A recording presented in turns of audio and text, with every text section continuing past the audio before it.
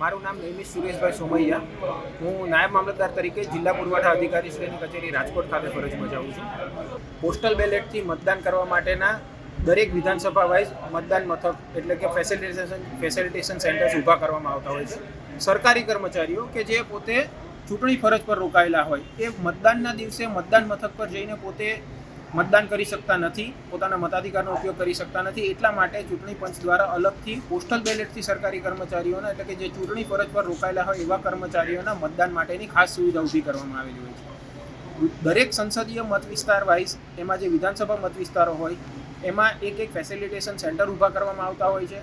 એટલે કે જે વિધાનસભા મત વિસ્તારો હોય એમને ફાળવેલા કર્મચારીઓ હોય એમણે અગાઉથી ફોર્મ નંબર 12 ભરીને આપેલા હોય છે, જેના આધારે જુદા જુદા મત વિસ્તારોમાંથી એમને પોસ્ટલ બેલેટ ફાળવવામાં આવતા હોય છે. અહીંયા ફેસિલિટેશન સેન્ટર ખાતે એવા તમામ કર્મચારીઓના પોસ્ટલ બેલેટ્સ ઉપલબ્ધ હોય છે.